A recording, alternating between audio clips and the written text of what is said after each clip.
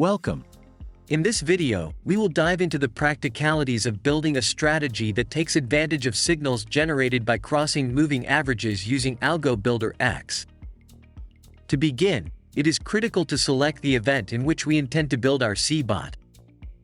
Moving average crossing is an occasion that occurs for brief moments, requiring an event that closely monitors ticks to read this condition. We opt for the onTick event. To build our CBot, we start by dragging the Check Trades Count block into our workspace and configure it with the No Trade option. This configuration limits the opening to only one trade at a time. Next, we drag the Conditions block to configure the crossing. In the list of indicators, we select Simple Moving Average. For convenience, we make the value periods parameterizable and assign it a name and value. We choose the condition cross above, and, from the list on the right, select the indicator Simple Moving Average again. The period of this moving average must be greater, since it is the slow one. We create a parameter for it as well, assigning it a value, for example, 50. This condition generates the buy signal, so we proceed by plugging in the Buy Action block.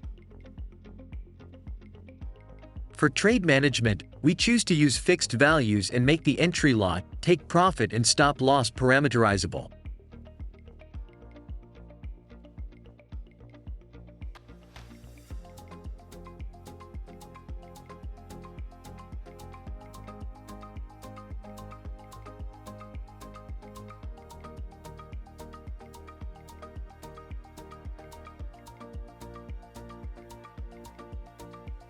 Now we need to create the condition for the sell signal. Easily, we can duplicate the buy condition, reverse the condition and link it to the Check Trades Count block.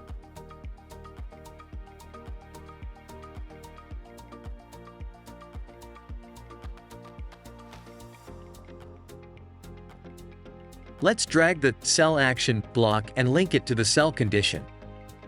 We configure the Sell Action block as the Buy Action block, using the same parameters previously created.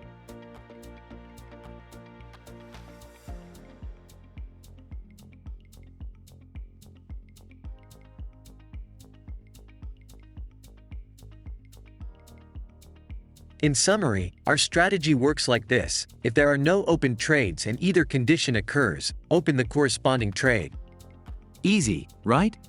Now, we click on Generate Bot, download the Algo file and double-click on it to import it into CTrader.